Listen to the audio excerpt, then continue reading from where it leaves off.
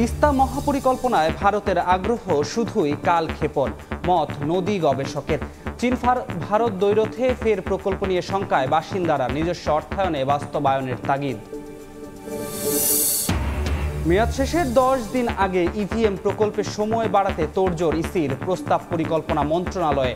পাশ না হলে ধ্বংস হবে নির্বাচন কমিশনের হাতে থাকা ইভিএম।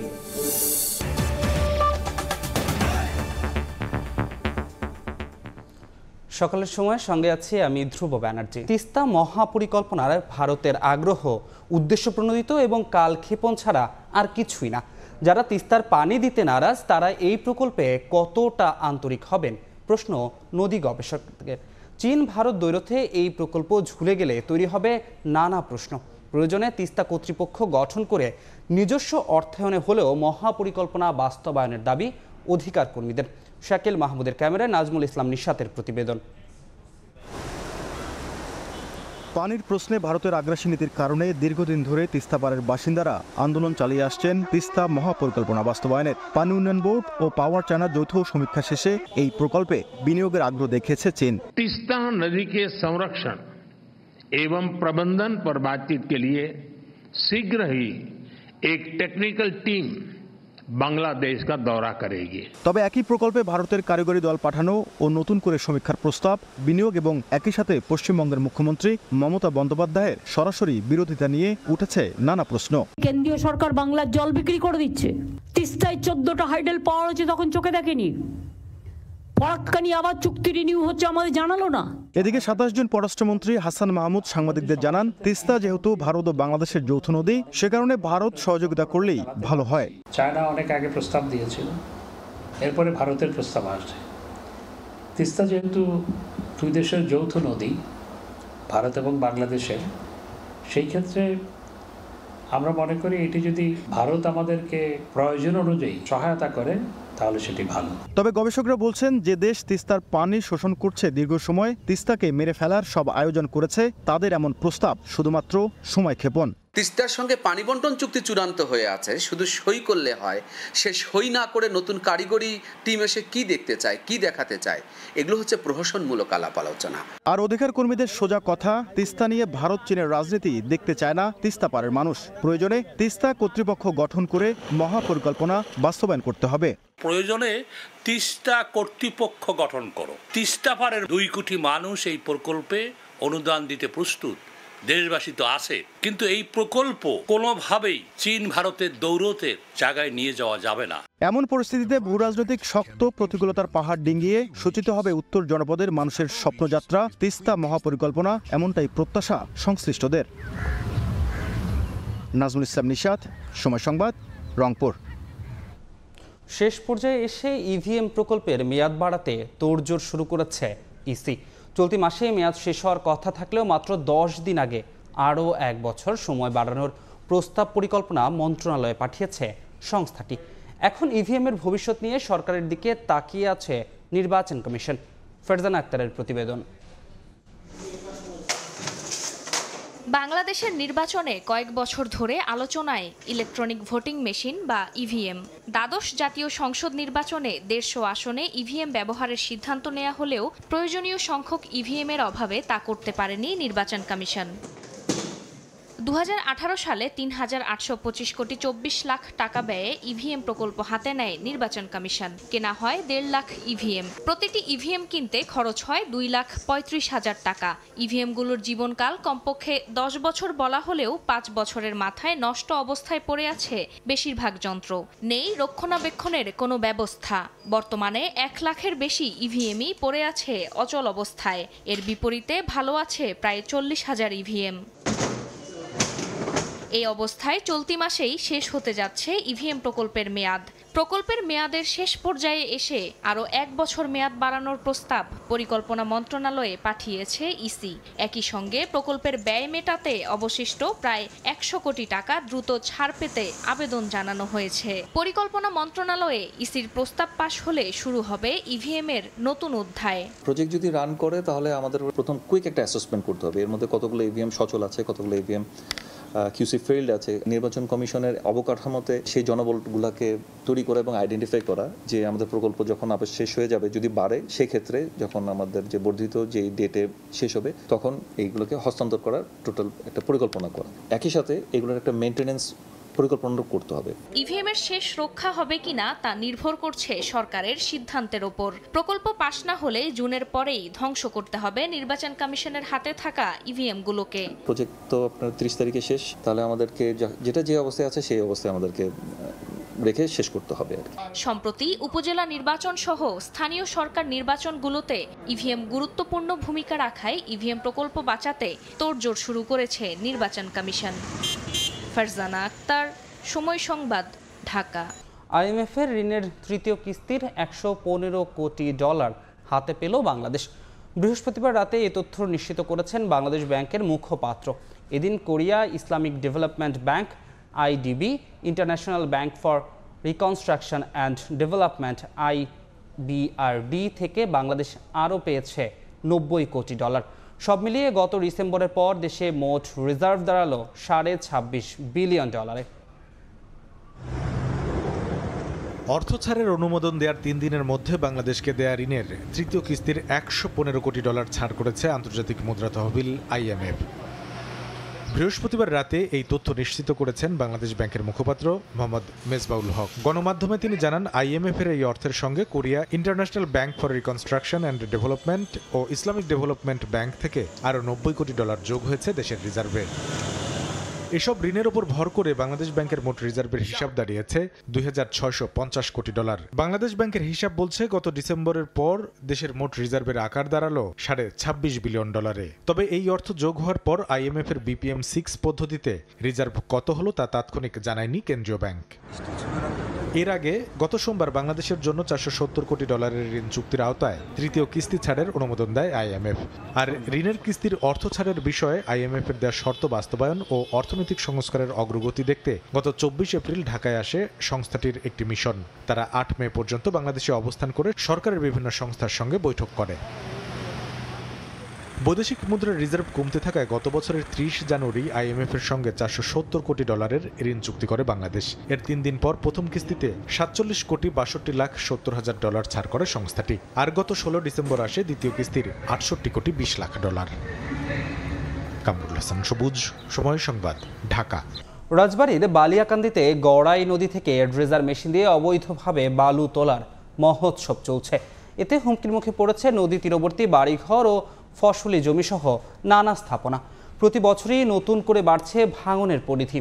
স্থানীয়দের অভিযোগ, প্রভাবশালীরা ক্ষমতার অপব্যবহার করে বালু তুলে বিক্রি করছেন। আর ব্যবস্থা নেওয়ার আশ্বাস স্থানীয় প্রশাসনের। আশিকুর রহমানের রিপোর্ট। গড়াই নদীতে অবৈধ ড্রেজার মেশিন বসিয়ে তোলা হচ্ছে বালু। বড় বড় বালখেডে করে তা নেওয়া হচ্ছে অন্যত্র। এ চিত্র রাজবাড়ীর বালিয়াকান্দি উপজেলার নারোয়া ইউনিয়নের বাক্সাডাঙ্গি এলাকার। অভিযোগ উঠেছে নারোয়া ইউনিয়নের 6 নম্বর ওয়ার্ড যুবলীগের সাবেক সাধারণ সম্পাদক বাদশাহ মোল্লার নেতৃত্বে চলছে এ বালু তোলার কাজ। বালুমহল না থাকলেও ক্ষমতার অপব্যবহার করছেন তিনি। বিষয়টি স্বীকার করেন বালু শ্রমিকরাও। প্রত্যেক দিনই ধরেন 2 থেকে 3টা করে বলগেটে লোড দিই বাচ্চা ভাইয়ের নেতৃত্বে। বৈধ কি অবৈধ এটা তো আমরা জানি না। আপনারা আমরা ধরুন কাজে লিয়েছেন, আমরা কাজ করছি। এলাকাবাসী জানান, ভাঙন কবলিত ওই এলাকা থেকে বালু তোলায় প্রতি বছরই বাড়ছে ভাঙনের পরিধি। নদীগর্ভে বিলীন হচ্ছে ভাঙন রোধে ফেলা পানি উন্নয়ন বোর্ডের লাখ লাখ টাকার বালু ভর্তি জিও ব্যাগ। অবৈধভাবে বালি কাটার কারণে এই নদী ভাঙনটা লেগেই থাকে। প্রতিনিয়ত ভয়ে থাকি, কারণ কোন সময় আমাদের বাড়ি ঘরদোর ভেঙে চলে যেতে পারে। প্রশাসনের কাছে আমাদের দাবি নারোয়াই গড়াই নদী থেকে বালি কাটা দ্রুত বন্ধ করার জন্য। তবে বিষয়টি নিয়ে ক্যামেরার সামনে কথা বলতে রাজি হননি অভিযুক্ত বাদশাহ মোল্লা। বৈধ শহর থেকে বালি আনি, আমি বালি আনি উঠে, এমন জমিটা আমার দাঁড়ান 1 মিনিট, আপনি ওইভাবে খালি করেন না। অবৈধভাবে বালু তোলা বন্ধের গতানুগতিক আশ্বাস উপজেলা নির্বাহী কর্মকর্তার। নারোয়া ইউনিয়নে আমাদের কোনো বালু মহাল নাই, কোনো ইজারাও দেয়া নাই। এখানে যদি কোনো ড্রেজার বসানো হয়ে থাকে, অবৈধভাবে কোনো বালু তোলার ঘটনা ঘটে থাকে, তাহলে আমি অবশ্যই এটার বিরুদ্ধে ব্যবস্থা গ্রহণ করব। গড়াই নদীর বাক্সাডাঙ্গি এলাকা থেকে দৈনিক গড়ে অন্তত 50,000 ঘনফুট বালু তোলা হচ্ছে। আশিকুর রহমান, সময় সংবাদ, রাজবাড়ী। 3 দিন ধরে বন্ধ পটুয়াখালীর পায়রা তাপ বিদ্যুৎ কেন্দ্রের একটি ইউনিট। এতে দক্ষিণাঞ্চল সহ বিভিন্ন এলাকায় দেখা দিয়েছে লোডশেডিং। গরমে অতিষ্ঠ হয়ে উঠছে জনজীবন। কর্তৃপক্ষ জানিয়েছেন শিডিউল মেনটেন্যান্সের জন্য সাময়িক সময়ের জন্য এক ইউনিট বন্ধ রয়েছে, তবে অপর ইউনিট থেকে 660 মেগাওয়াট বিদ্যুৎ সরবরাহ হচ্ছে। বিস্তারিত শিকদার জাবির হোসেনের রিপোর্টে।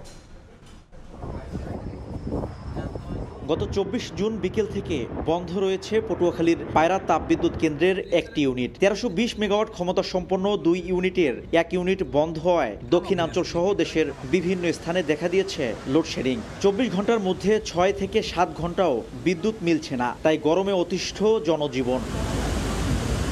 বিদ্যুৎ কেন্দ্র কর্তৃপক্ষ বলছে, নিরবিচ্ছিন্ন বিদ্যুৎ উৎপাদনের লক্ষ্যে কেন্দ্রে নিয়মিত যন্ত্রাংশ রক্ষণাবেক্ষণের কারণে এক ইউনিটের উৎপাদন সাময়িক সময়ের জন্য বন্ধ রয়েছে। তবে আগামী 4 জুলাই কাজ শেষে আবারও উৎপাদন শুরু হবে। 2টা ইউনিট যেখানে চলতে খোলা সেখানে একটা ইউনিট চলতো, তো এখন 2টা ইউনিট চলে আসবে 4 তারিখের ভিতরে, মানে আরেকটা ইউনিট চলে আসবে 4 তারিখ। 2020 সালের 15ই মে পুরোপুরি উৎপাদনে আসে পায়রা তাপবিদ্যুৎ কেন্দ্র। এরপর 2023 সালের 25 মে ডলার সংকটের কারণে কয়লার দাম পরিশোধ করতে না পারায় প্রথম ইউনিট বন্ধ হয়ে যায়। একই বছরের 5 জুন 2টি ইউনিটই সাময়িকভাবে বন্ধ হয়। এরপর 25 জুন বিদেশ থেকে কয়লা এলে বিদ্যুৎ কেন্দ্রটি ফের উৎপাদনে যায়। শিকদার জাবির হোসেন, সময় সংবাদ, পটুয়াখালী। ইতালিতে গুণগত মান বাড়ছে উচ্চশিক্ষার। সম্প্রতি প্রকাশিত এক রিপোর্টে উঠে আসে বিশ্বে দেশটির শিক্ষার মান 7ম আর ইউরোপে 2য় অবস্থানে। এতে অন্যান্য বিদেশি শিক্ষার্থীদের পাশাপাশি আগ্রহ বাড়ছে বাংলাদেশিদেরও। ইতালির প্রতিনিধি মাকসুদুর রহমানের তথ্যচিত্রে রিপোর্ট। ইতালির শিক্ষা ব্যবস্থার প্রতি ধীরে ধীরে আরও আগ্রহ বাড়ছে বিদেশি শিক্ষার্থীদের। 2018 ও 2019 সালে ইতালির বিদেশি ছাত্রছাত্রীদের সংখ্যা যেখানে ছিল মাত্র 55,000, বর্তমানে তা বেড়ে দাঁড়িয়েছে 1 লাখেরও বেশিতে। উচ্চশিক্ষার ডিগ্রি নিতে বাংলাদেশ থেকে আসা শিক্ষার্থীদের সংখ্যাও প্রায় 8,000-এর বেশি। সবশেষ দেশটির এক রিপোর্টে উঠে আসে, ইতালির সার্বিক শিক্ষার গুণগত মান বিশ্বে 7ম আর ইউরোপে 2য় অবস্থানে। এতে ব্যাপক খুশি দেশটির স্থানীয় ও সেখানে বসবাসরত প্রবাসী বাংলাদেশিরা। আমি এখানে বর্তমানে এই বায়োমেডিক্যাল ইঞ্জিনিয়ারিং চুজ করে আই থিঙ্ক আমি খুব ভালো একটা ডিসিশন নিয়েছি। অনেক ভালো ফ্যাসিলিটিস আছে লেখাপড়ার জন্য। শিক্ষাক্ষেত্রে ইতালির রয়েছে ঈর্ষণীয় ইতিহাস। 1088 সালে পৃথিবীর প্রথম বিশ্ববিদ্যালয় স্থাপিত হয়েছিল দেশটিতে। বিশ্বের প্রথম বলোনিয়া বিশ্ববিদ্যালয় স্থাপনকারী ইতালির শতাধিক বিশ্ববিদ্যালয়ে বর্তমানে প্রায় 18 লাখ ছাত্রছাত্রী রয়েছে।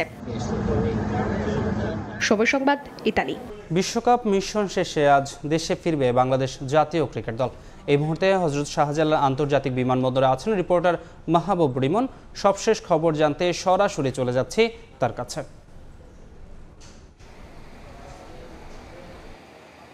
ব্যর্থতার একেবারে 16 কলা পূর্ণ করে বাংলাদেশ দল কিছুক্ষণের মধ্যে, অর্থাৎ সব ঠিক থাকলে 9টা 9 মিনিটে 19 মিনিট ডিলে রয়েছে সেই ফ্লাইটটা। 9টা 9 মিনিটে বাংলাদেশ দলের বহনকারী যে বিমানটি এমিরেটসে, সেই বিমানটি হযরত শাহজালাল আন্তর্জাতিক বিমানবন্দরে অবতরণ করবে। শুরুতে যেটা বলছিলাম যে ব্যর্থতার 16 কলা পূর্ণ করেছে বাংলাদেশ, যদিও কাগজে কলমের হিসেব বলছে এবারের বিশ্বকাপ অর্থাৎ যে T20 বিশ্বকাপের ইতিহাসে বাংলাদেশ তাদের সেরা সাফল্যটা এবার পেয়েছে। অর্থাৎ তারা সুপার 8-এ খেলেছে, সুপার 8-এ সব মিলিয়ে তারা 3টা ম্যাচ জিতেছে। তবে টাইগারদের যে ব্যাটিং অ্যাপ্রোচ, বিশেষ করে সিনিয়র ক্রিকেটারদের, ওপেনারদের, টপ অর্ডারদের সবার যে নেতিবাচক ব্যাটিং অ্যাপ্রোচ, সেটা কিন্তু নানা সমালোচনার জন্ম দিয়েছে। বিশেষ করে সাকিব, মাহমুদুল্লাহ রিয়াদ সহ যারা সিনিয়র ক্যাম্পেইনার, লিটন কুমার দাস, অর্থাৎ যাদের দিকে বাংলাদেশ দল তাকিয়েছিল। বলছিলাম যে কিছুটা ডিলে রয়েছে, এক পশলা বৃষ্টিও হয়ে গেছে বাংলাদেশ সকালবেলায় বিমানবন্দরে, ঢাকা শহরে এক পশলা বৃষ্টি হয়ে গেছে। এবং দেখতেই পাচ্ছেন যে গণমাধ্যম কর্মীদের যে ব্যস্ততা এবং গণমাধ্যম কর্মীদের ভিড়, আমরা বিমানবন্দরের কোনো উৎসুক কোনো সমর্থককে দেখিনি এখন পর্যন্ত। বাংলাদেশ দল বিশেষ করে যে পারফরমেন্সটা করেছে বিশ্বকাপে, ব্যাটিংয়ে আলাদা করে যদি বলতে হয়, এরপরে কিন্তু ক্রিকেট নিয়ে বাংলাদেশের যে সমর্থকরা রয়েছেন তাদের একটা আগ্রহ কিন্তু অনেকটা কমেছে। এর আগেও আমরা অন্যান্য বিশ্বকাপের ক্ষেত্রে যেটা দেখেছি, পারফরমেন্স যাই হোক না কেন, গুটি কয়েক সমর্থককে কিন্তু আমরা দেখেছিলাম বিমানবন্দরে এসেছে। তবে আজ এখন পর্যন্ত সেই সংখ্যাটা সব মিলিয়ে 0। বলছিলাম এখান থেকে আসলে ঘুরে দাঁড়াতে হবে, বিশেষ করে পরবর্তী টি-20 বিশ্বকাপ আরও 2 বছর পরে সেখানে কেমন প্ল্যানিং হওয়া উচিত। কারণ জানেন যে আফগানিস্তানের বিপক্ষে যে সিরিজটা বাংলাদেশের হওয়ার কথা ছিল ভারতের গ্রেটার নয়ডায়, সেখানে সেই সিরিজটা সম্ভবত স্থগিত হচ্ছে, এমন একটি কথা হচ্ছে। 2-1 দিনের মধ্যে এই ব্যাপারে আসলে চূড়ান্ত সিদ্ধান্ত নেওয়া হবে। সেই সিরিজটা যদি স্থগিত হয় তবে ভারতের বিপক্ষে বাংলাদেশের কিন্তু টেস্টের পরে টি-20 সিরিজ রয়েছে। সব মিলিয়ে ব্যস্ততা কিন্তু ক্রিকেটারদের রয়েছে। এরপরে পাকিস্তান সফর রয়েছে, দক্ষিণ আফ্রিকা বাংলাদেশে আসবে 2টো টেস্ট খেলতে, বছরের শেষে বাংলাদেশ দল যাবে ক্যারিবীয় দ্বীপপুঞ্জে পূর্ণাঙ্গ সিরিজ খেলতে, এরপরে চ্যাম্পিয়ন্স ট্রফি রয়েছে বাংলাদেশের। সব মিলিয়ে কিন্তু ক্রিকেটাররা ব্যস্ততার মধ্যে রয়েছে। তবে বাংলাদেশের টি-20 পরিকল্পনাটা আসলে কেমন হবে, যেহেতু 2 বছর হাতের সময় রয়েছে, সেই পরিকল্পনাটা কিন্তু এখনই বাংলাদেশের ঠিক করতে হবে। এবং একটা কথা একটু বলে রাখতে চাই, বিশেষ করে সাকিব এবং মাহমুদুল্লাহর কথা বলা হচ্ছিল, এবং এই সিনিয়র ক্যাম্পেইনার আসলে সব কিছু মিলিয়ে শেষ পর্যন্ত টি-20টা খেলবে কিনা সেটাও আসলে বড় প্রশ্ন। সব মিলিয়ে সব ঠিকঠাক আন্টি হযরত শাহজালাল আন্তর্জাতিক বিমানবন্দরে অবতরণ করবে। তো এই ছিল আমার কাছে। সরাসরি যুক্ত ছিলাম হযরত শাহজালাল আন্তর্জাতিক বিমানবন্দর থেকে। ক্রিকেট নিয়ে দীর্ঘমেয়াদী কোনো পরিকল্পনা না থাকার কারণেই বারবার বৈশ্বিক টুর্নামেন্টে ভরাডুবি হয় টাইগারদের। সরল স্বীকারোক্তি বিসিবি পরিচালক ও সাবেক অধিনায়ক আকরাম খানের। আফগানিস্তানের বিপক্ষে ম্যাচ নিয়ে কোচ আর অধিনায়ককে জবাবদিহিতার আওতায় আনার পরামর্শ তার। জানান সাকিব রিয়াদের ভবিষ্যৎ পরিকল্পনা জানতে চাইবে বোর্ড।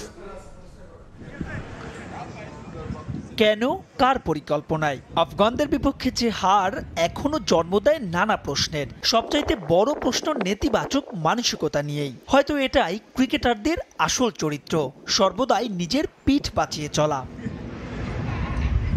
শুধু কি ক্রিকেটার, এর দায় কি এড়াতে পারেন? শর্টকাটে সাফল্য খুঁজতে থাকা বিসিবি কর্তারা দাঁতে দাঁত চেপে লড়াই করার বার্তাটা কি ঠিকভাবে পৌঁছাতে পারেন তারা? প্রয়োজনের মুহূর্তে কি হতে পারেন কঠোর? খারাপ লাগলো আমার কাছে ব্যাপারটা, কারণ এটা আমাদের একটা খুব ভালো অপরচুনিটি ছিল সেমিফাইনাল খেলা, তো সেটা কারণ কোনো অ্যাপ্রোচই ছিল না। অ্যাপ্রোচটা হলো খুবই পজিটিভ থাকা উচিত। আমরা প্রেশারটা অনেক বেশি নিয়ে নিচ্ছি, সেটা কিন্তু খুবই খারাপ। এটা কিন্তু আমি সবসময় আগেও বলেছি, এখনও বলছি।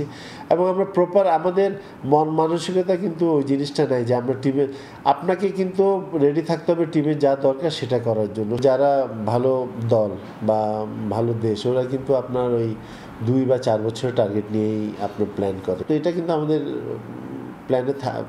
প্ল্যানে থাকা উচিত, এবং আমরা প্ল্যান ওয়াইজ মাঝে মধ্যে করিও। বাস্তবতা হলো ব্যর্থতার পর বিসিবির পক্ষ থেকে লোক দেখানো তদন্ত কমিটি গঠন করা হলেও শেষ পর্যন্ত সেই রিপোর্ট দেখে না আলোর মুখ। পূর্বের ধারাবাহিকতায় এবারও কি পার পেয়ে যাবেন কোচ, ক্যাপ্টেন কিংবা সিনিয়ররা? কোচ একটা ইন্টারভিউ দিল, সেটাও কিন্তু there is a lot of negative thing. টিমের যদি একদম কর্তা যদি এভাবে বলে, এটা কিন্তু মেন্টালি প্লেয়াররা কিন্তু সবসময় ডাউন থাকবেই। এই ডিসিশনটা কেন হয়েছে বা আমরা কেন পারিনি, এটা তো জবাব দিতে তো অবশ্যই দিতে হবে। যেহেতু যে ওরা তো আপনার কোচ বলেন বা ব্যাটিং কোচ বলেন বা ফিল্ডিং কোচ বলেন, ওরা তো আমাদের এমপ্লয়, এবং ওদের ইয়েতে জবাব এটা দিতে ওরা বাধ্য।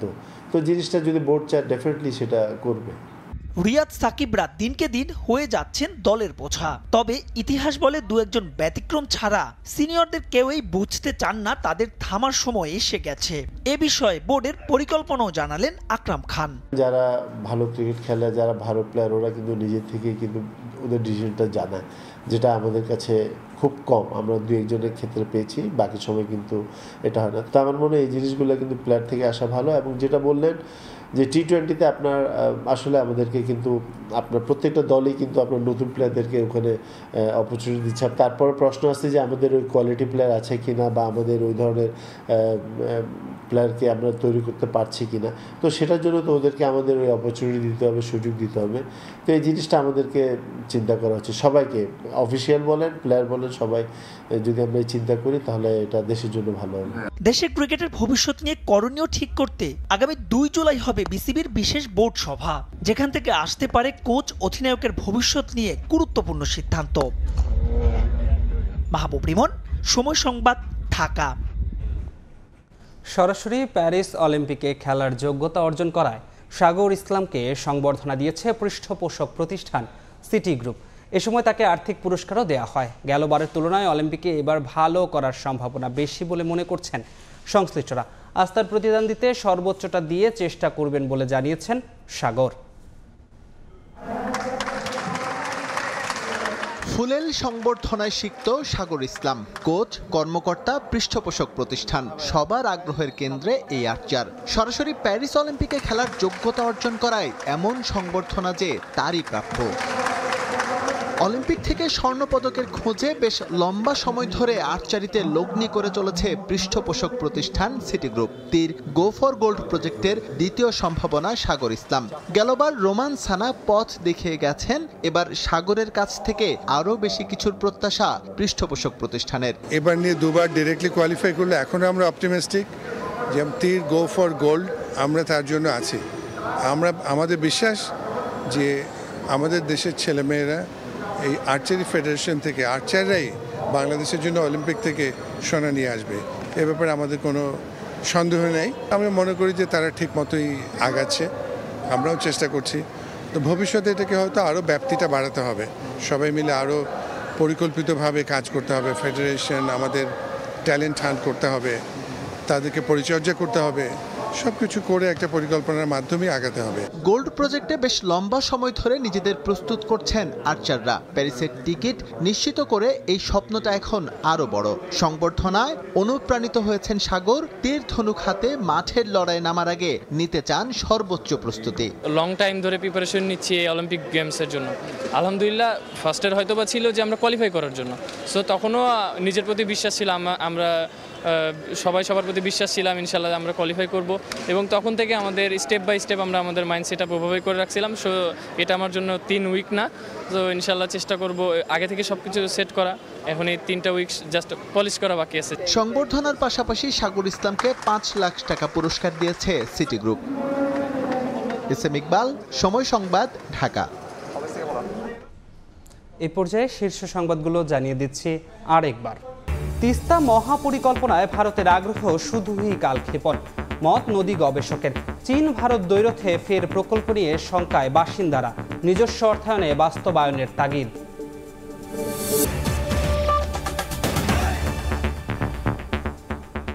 এই ছিল সকালের সময়। আন্তর্জাতিক সময় নিয়ে সঙ্গে থাকবেন কনক আজাদ। ধন্যবাদ ধ্রুব। আন্তর্জাতিক সময় নিয়ে ফিরছে কিছুক্ষণ পর, সঙ্গে থাকুন সময়।